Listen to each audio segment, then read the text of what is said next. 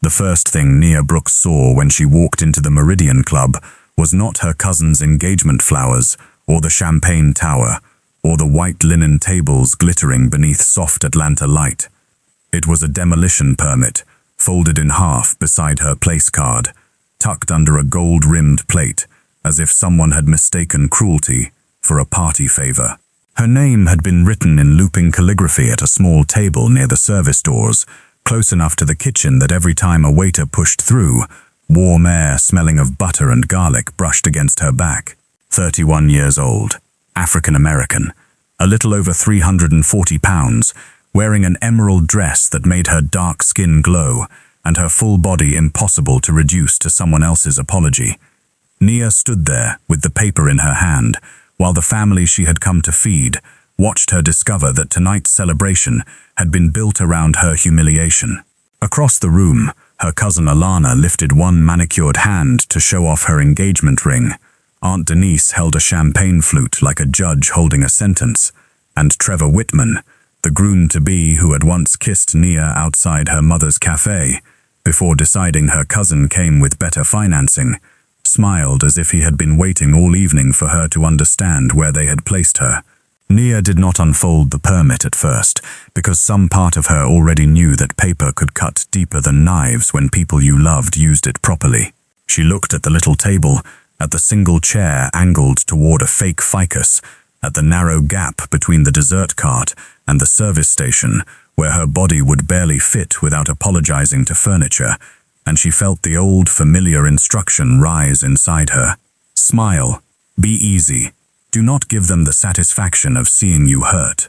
That instruction had carried her through years of family dinners, where aunties called her pretty in the face. Cousins introduced her as sweet Nia, in the tone people used for harmless pets. And men looked past her, as if desire had a weight limit posted somewhere she had missed. But tonight she had not come empty-handed. She had baked 6 trays of peach cobbler tartlets from her mother's recipe, driven them across town herself, and told the night manager at Mama Ruth's kitchen that maybe family would act like family if she stopped expecting betrayal before dessert. Trevor crossed the room, before anyone else could speak, wearing a navy tuxedo and the relaxed confidence of a man who believed every room eventually adjusted itself around his comfort. "Nia," he said, gently enough for observers to mistake it for concern. "I'm glad you made it. I know the seating looks a little awkward, but the head table filled up fast, and we figured you'd be more comfortable where you could slip out if your knees started bothering you." The insult arrived dressed as care, and several faces nearby rearranged themselves into pity before Nia had even reacted. Trevor glanced at the folded paper in her hand and lowered his voice just enough to make her lean toward the wound. "You should read it before the toast. It'll save everyone an emotional scene later." Nia unfolded the permit, and the words came into focus with the slow violence of a door being locked from the outside. Preliminary structural review, redevelopment corridor, conditional access request.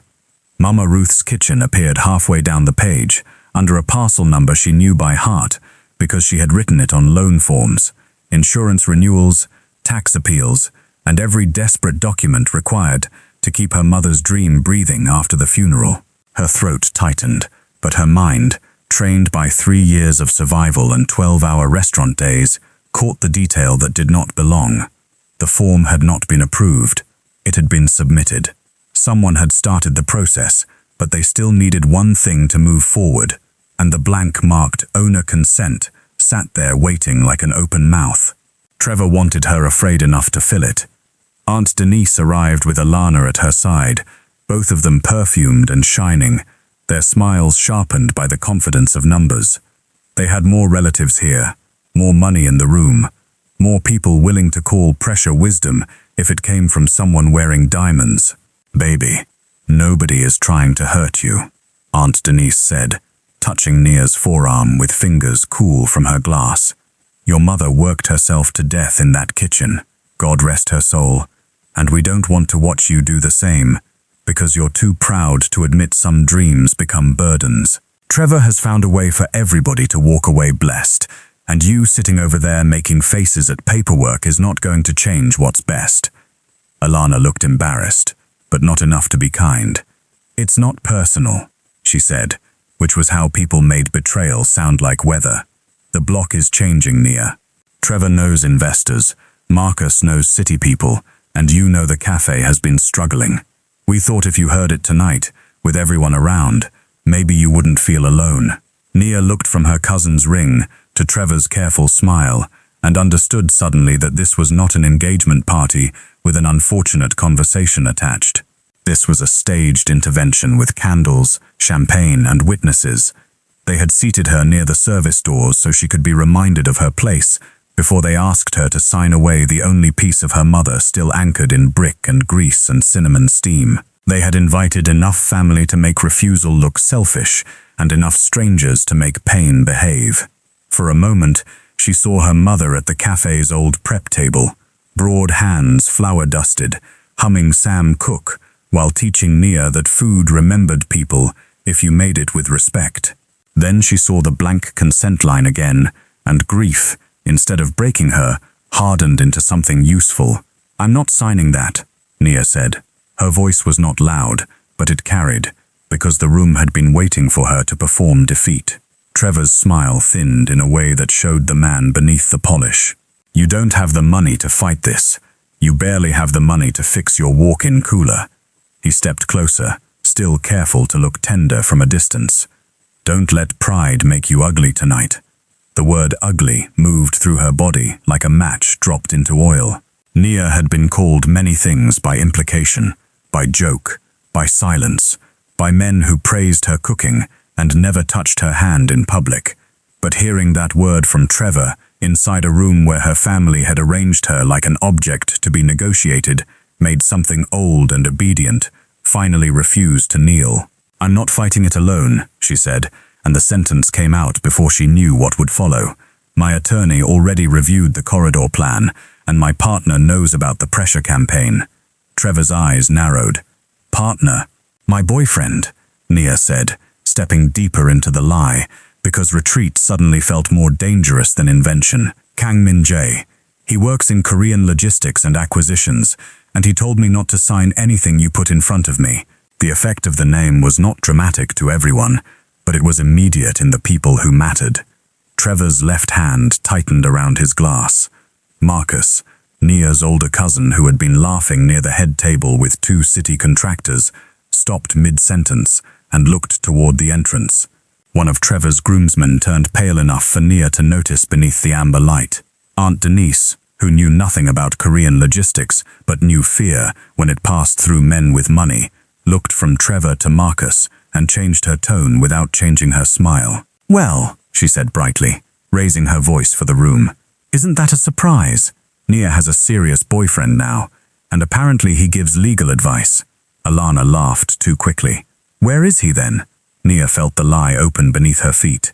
She had seen Kang Min-jae only once, 6 weeks earlier, when he came into Mama Ruth's kitchen during the dead hour between lunch and dinner, ordered black coffee, and left behind a business card after warning her, with unnerving politeness, that certain developers in Atlanta were using shell companies to pressure legacy properties near the port corridor. She had thrown the card into the register drawer because men that composed did not enter the lives of women like her without hidden costs. Now his name had become the only thing standing between her and the blank consent line. "He's downstairs," she said, hating how steady desperation could sound when pride held it upright. "He doesn't like family scenes." Trevor leaned close enough that his words touched only her. "If Kang Min-jae is downstairs, then you've made a worse mistake than I have." Then he straightened, smile restored, and gestured toward the room. "Let's not keep your powerful boyfriend waiting. Bring him up, Nia." The walk to the corridor felt longer than the drive across Atlanta.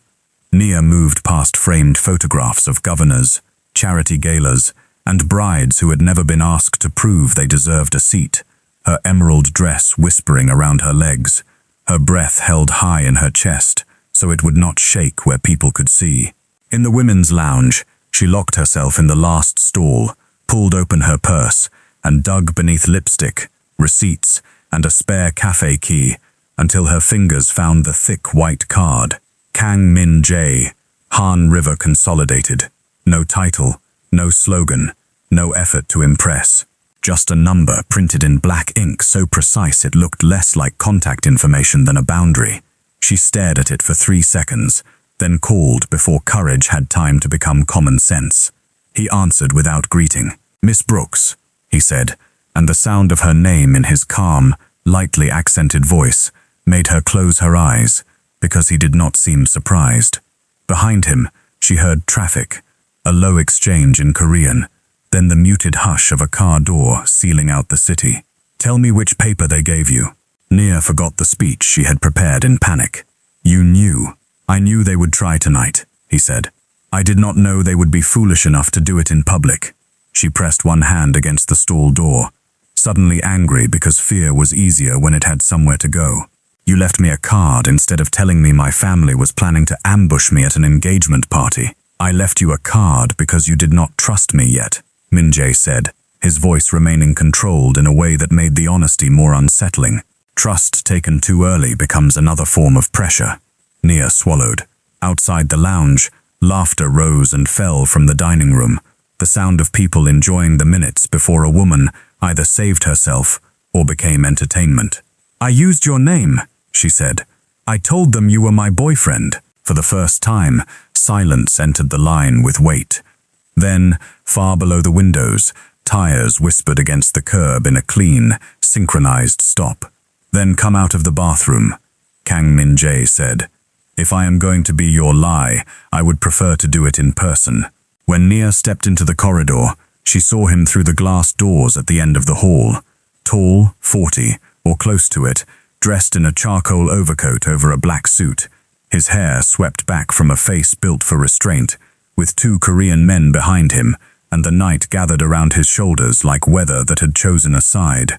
He looked directly at her, not at her body as an obstacle, not past her toward easier women, but at her, with the focused attention of a man reading the only document in the room that mattered. As he entered, Trevor appeared behind Nia, and stopped so abruptly his polished shoe scraped the marble. Kang Min-jae slipped his phone into his coat, reached Nia without hurry, and said quietly enough that only she could hear, "Before we walk back in, you should know the consent line is not the trap. It is the bait, and the person who forged the first signature is standing at your family table." "The person who forged the first signature is standing at your family table," Kang Min-jae said, and Nia felt the sentence move through her like cold water, finding every place fear had been hiding. For 1 second she wanted to turn around and look through the dining room doors, to search Marcus's face, Aunt Denise's posture, Alana's ring hand, Trevor's polished calm, and identify the exact person who had decided her mother's name could be borrowed like a serving spoon. Min-jae did not stop her from looking, but he did not let the moment soften either. "Do not accuse anyone yet," he added. "A forged signature is useful only if the person who made it believes the victim is too ashamed, too isolated, or too emotional to demand proof in public. Tonight they gave you an audience because they thought it would make you smaller. Let them keep believing that until they show you where the rest of the papers are." Nia almost laughed at the cruelty of the strategy, because it was the first thing anyone had said all evening that respected her intelligence instead of her pain. Trevor stood several feet away in the corridor, close enough to hear only the shape of their privacy, not the words, and his eyes kept flicking between Min-jae's face and the 2 men behind him, as if he were recalculating odds he had once considered guaranteed. "You planned for this?" Nia said, keeping her voice low while anger steadied her spine. "You knew they would try to put me under lights and make me sign while everybody watched, and you waited outside until I called you." Min-jae accepted the accusation without defense, which irritated her more than denial would have. "I watched the building, because Trevor's partners move faster when a family event gives them cover," he said. "I waited outside because a woman who has spent 3 years protecting her mother's kitchen deserves to decide when a dangerous man enters her fight." That answer should not have worked on her, not with her cafe threatened and her family gathered around a trap disguised as celebration, but it landed in a place that had been starved of choice for so long that even measured respect felt almost indecently generous. Nia looked down at her own hands, broad and capable, hands that had kneaded dough at dawn, signed payroll checks with rent money missing, scrubbed burnt sugar from sheet pans, and held her mother's cooling fingers in a hospital room where nobody from this family had arrived until the hardest part was over. "Then I decide now," she said. "We walk in, but you do not make me look like your rescued woman." Min-jae's gaze shifted to her face, and the faint scar through his eyebrow made his expression seem harsher than his words. "No," he said. "You will make them explain themselves. I will make sure they cannot leave." They entered together without touching, which turned out to be more powerful than any staged embrace could have been.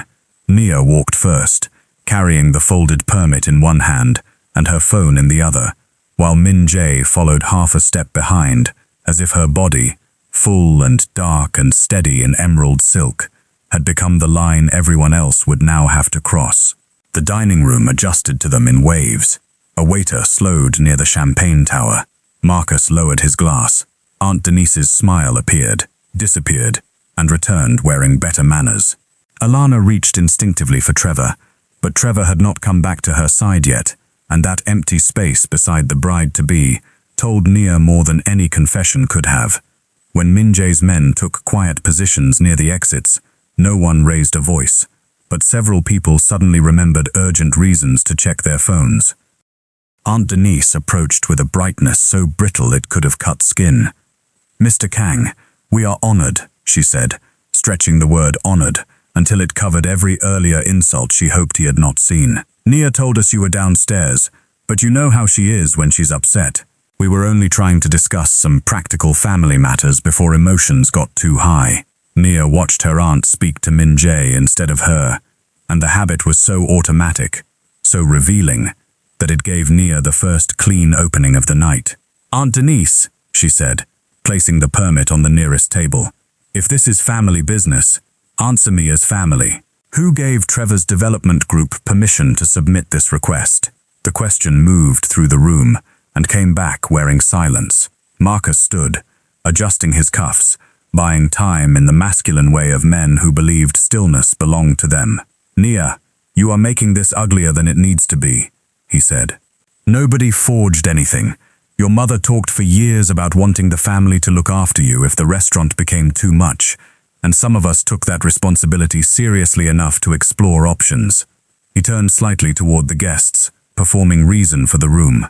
"There are old management documents, verbal understandings, things you may not remember clearly, because grief does what grief does."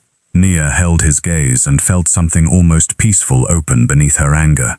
Marcus had just shown her the door. All she had to do was walk him through it.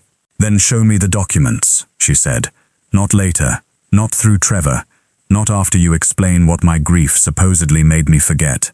Show them to me now, in front of the same people you invited to watch me be pressured into signing."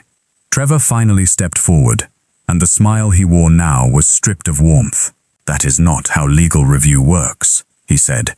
"You don't get to turn Alana's engagement into a courtroom because you brought a foreign gangster to intimidate your own family." The word gangster should have caused a bigger reaction, but its impact was blunted by the fact that Trevor sounded afraid when he said it. Min-jae looked at him with a restraint that made the insult feel childish. "Mr. Whitman," he said. "In Seoul, men with real power learn early not to confuse noise with leverage. You are noisy because your leverage is failing."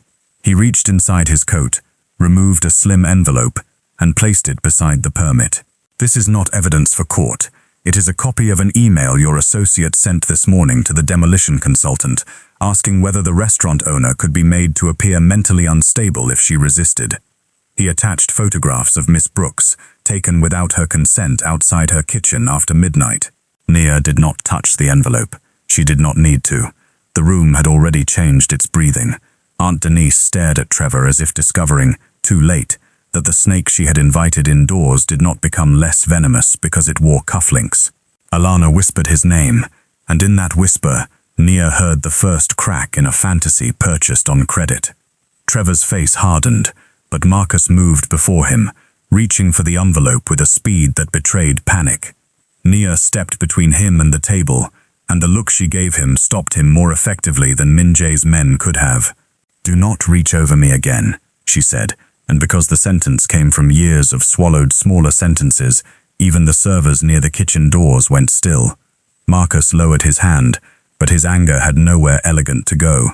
"You think this man is helping you out of kindness," he snapped. "He has been circling that block longer than Trevor has. Ask him why he bought 3 properties around Mama Ruth's through shell companies. Ask him why Korean trucks started using the alley behind your cafe 2 months ago. You are so desperate to be chosen that you cannot tell the difference between protection and ownership." The words found their mark because they used her oldest wound as a handle. Nia turned to Min-jae, and this time the room did not exist for her. "Is that true?" she asked. "Did you buy around me?" "Yes," Min-jae said, and the answer was immediate enough to hurt. "I bought the laundromat, the vacant office, and the loading garage through companies that do not display my name. I did it because Trevor's partners were assembling the block one frightened owner at a time, and if they owned every wall around your cafe, they could make your business impossible without touching your deed." "Were you ever going to tell me?" Nia asked. "When you called," he said, "or when they forced the issue, which became tonight. I chose badly by waiting, but I did not choose secretly because I wanted your building. I chose secretly because the men pressing you were already watching who you trusted." That answer did not absolve him, and Nia respected it more because he did not ask it to. She stood in the painful space between 2 truths. Min-jae had hidden power around her, and her family had hidden knives inside concern. Trevor saw the uncertainty on her face and moved quickly, sensing the chance to turn injury into collapse. "You see," he said to the room. "She admits it. He admits it. This whole performance is a takeover dressed as romance." He pulled his phone from his jacket and tapped the screen with fingers that shook only slightly. "And before Nia pretends she knew nothing, maybe everyone should hear her own words." The engagement slideshow above the head table blinked out, replaced by grainy security footage from the alley behind Mama Ruth's kitchen. Nia saw herself on the screen in her copper head wrap and black apron, standing under the backlight with one of Min-jae's men, while rain shone on the pavement. The man handed her a thick envelope, and the angle made the exchange look dirty, secret, bought. Then her voice came through the speakers, clipped by poor audio but unmistakable. "Make sure Trevor never finds out I agreed to this." Gasps spread instantly, relieved and hungry, because suspicion was easier for the room to digest than guilt. Trevor lowered the phone with wounded triumph, and Marcus turned to the family with the exhausted sorrow of a man pretending betrayal had been done to him. "That," Trevor said, "is your proof of who has been lying tonight." Nia stared at the screen, while the room waited for her to break, and what rose in her was not panic, but memory. She remembered that night clearly. The stolen inspection file returned, the photographs of the cut gas line, the lawyer's note warning her not to alert Trevor before they traced the contractor. She remembered the full sentence Trevor had carved into a weapon. More importantly, she remembered that Mama Ruth had taught her never to trust one copy of anything that mattered, because recipes, deeds, and promises all disappeared when careless people handled them. Nia opened her phone, went to the cloud folder she had created after the first break-in, and felt every eye in the room follow her thumb. "Trevor," she said, without looking away from the screen. "You should have asked yourself why a woman who runs payroll, inventory, catering orders, vendor disputes, and 3 ovens with 1 working thermostat would ever keep only 1 camera angle." "Trevor," she said, without looking away from the screen. "You should have asked yourself why a woman who runs payroll, inventory, catering orders, vendor disputes, and 3 ovens with 1 working thermostat would ever keep only 1 camera angle."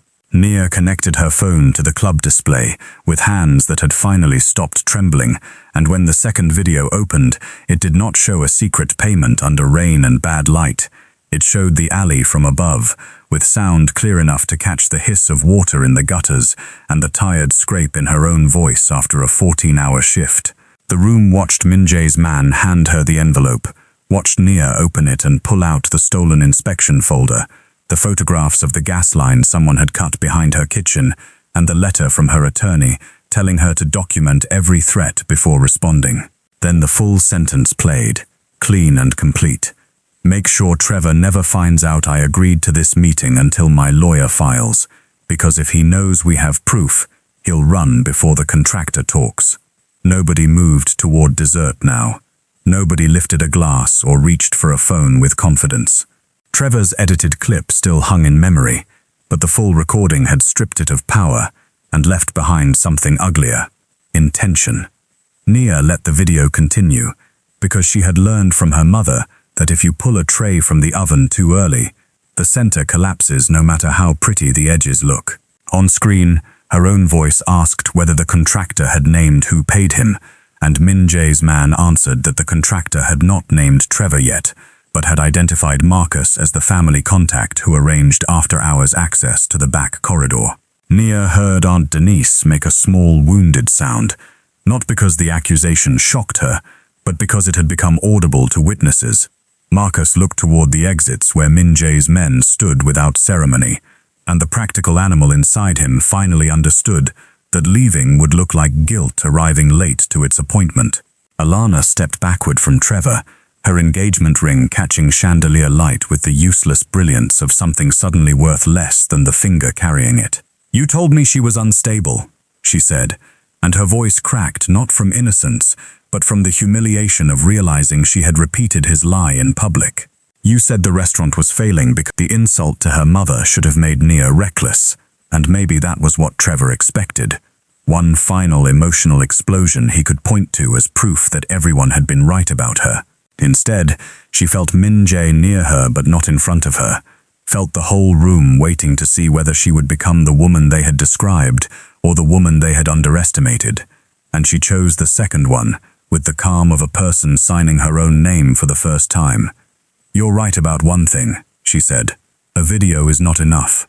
She opened the blue cloud folder again, selected a spreadsheet, and sent it to the display, where rows of dates, invoices, city contacts, repair orders, contractor names, and payment references filled the screen with the plain, devastating language of a woman who had been quietly building a case while people mistook her exhaustion for ignorance. Nia walked the room through it without rushing, because each fact needed space to become a nail. The first false complaint had been filed 2 days after she rejected Trevor's purchase offer. The plumber who discovered a code violation had been paid by a shell company registered to Trevor's development consultant. The gas line damage occurred the same night Marcus used an old family emergency key to enter the cafe, a fact recorded not by Min-jae or any gangster surveillance, but by the security app Nia, installed after the cash drawer disappeared in February. The forged family consent letter had not carried her mother's signature because Mama Ruth signed her R's with a long lower tail after injuring her wrist in 2009, and the scanned signature on Trevor's document came from a decade-old catering contract Marcus had kept in his office. Nia placed both signatures side by side on the screen, and even the guests who had wanted to believe the easier lie could see the theft without needing a lawyer to translate it. Marcus sank slowly into his chair, his face no longer angry enough to protect him. "Nia, I was trying to keep the property in the family's interest," he said, but the sentence died halfway because everyone could see the payment reference beside his name. Aunt Denise whispered that this had gone too far, though she seemed uncertain whether she meant the crime or its exposure. Alana turned on Trevor then, not nobly, not beautifully, but with the sharp survival of someone cutting herself free before the wreckage took her under. "Did you use my engagement to pressure her?" she asked. Trevor's silence answered, and the ring came off with more difficulty than romance had gone on. She set it beside his untouched champagne, and the small sound of diamond against glass carried through the room like a verdict nobody had scripted. Min-jae spoke only when Trevor reached into his jacket, not for a weapon, but for a phone he no longer had the right to use privately. "The people you plan to call are already occupied," he said. "Your corridor board contact resigned at 6:40 after receiving a copy of Miss Brooks's complaint package. Your lender froze disbursement when my sole office documented the shell company conflict. The contractor who cut the gas line gave a recorded statement this afternoon because Miss Brooks's spreadsheet showed him exactly how little you intended to pay him after he took the risk. Min-jae's voice remained even, almost courteous, which made the ruin feel less like revenge and more like accounting. You believed she was alone because she did not announce every move. That was your error. Trevor turned toward Nia with hatred so naked that several guests finally looked away. You went to him, he said.